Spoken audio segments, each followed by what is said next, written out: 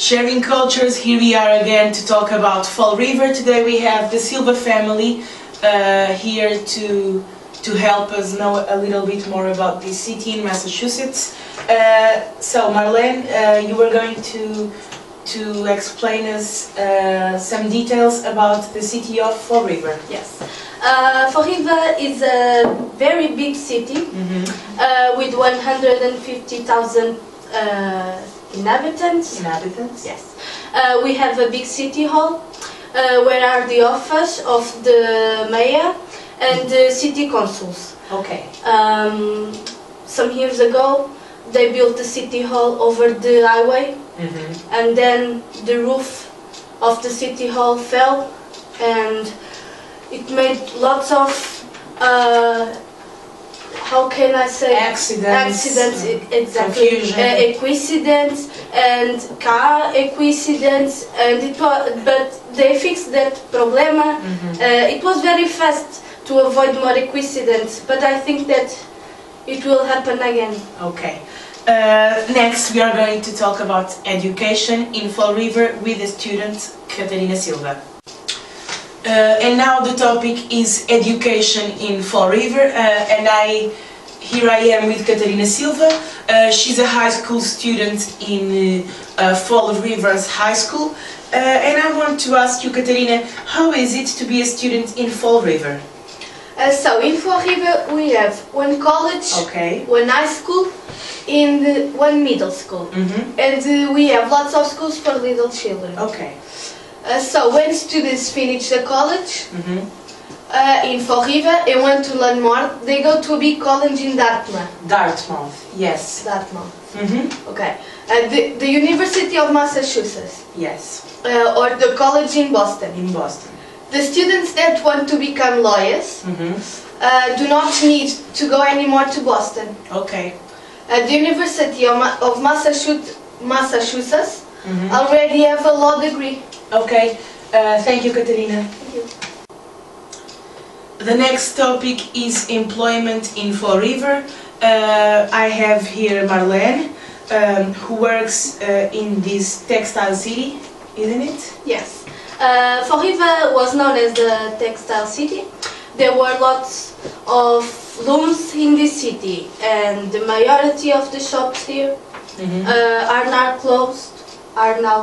You now understand? Closed. Yes. And the production moved to China. Okay.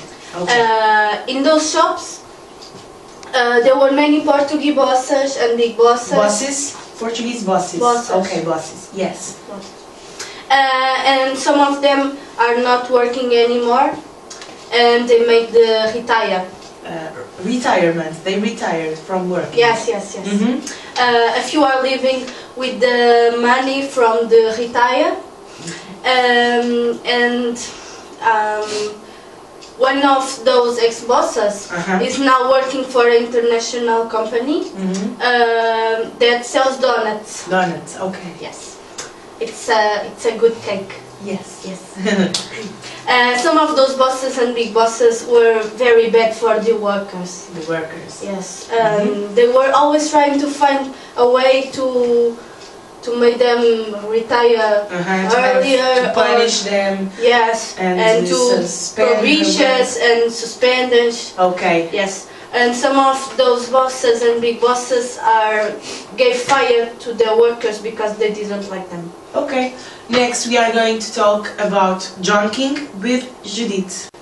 And now we are going to share culture with Judith. She has a great story about John King to share with us. So Judith? Yes. John King was a cleaning and design textile company that I worked for 25 years. Yes. If I'm not wrong.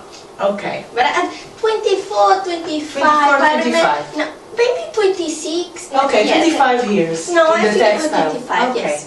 His Portuguese name, Portuguese name was Joaquim. And when he became a citizen Americano, he changed to John King. Okay. So John King is the translation of Joaquim. Joaquim. Okay. It's like Americano, Portuguese. So, And now? Now he works for a construction company in Boston. In Boston? In Boston, where he makes big checks every week. His wife bought a very expensive coat of that, further that. And last year, and Matteo, their son, asked the mother, "Ma'am, who gave you that coat?" "Was my father." And she said, "Your father, your father. If I were waiting for your father, you were not born yet." Matteo was always a good student, a good boy, a good student. His grandfather always told him, "Don't go to the church, stay away from drug dealers and bombs, and do always your homework. Before you watch TV, to be a good student and a good boy and very smart, and to have a good job in your future." Okay, thank you, Judith. Next we are going to continue talking about Matthew with Katarina. And now the continuation of John King and Matthew's history with Katarina. Katarina, you were going to talk about the school situation of Matthew, so if you want to continue. So Matthew was always the best student in high school. Okay. He received a scholarship, to study in one of the best colleges in Boston. Okay. He wants to be a lawyer. He is a student in college and has a part-time job. A part-time job. Part-time job. Okay. Okay. Working with the people.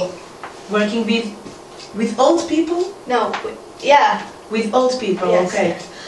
Who live in nursing homes. Yes, nursing homes.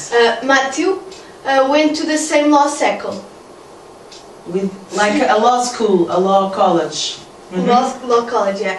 Where the mayor of the Fall River was a student. Okay. Before he became a lawyer and was elected to be the manager in your city.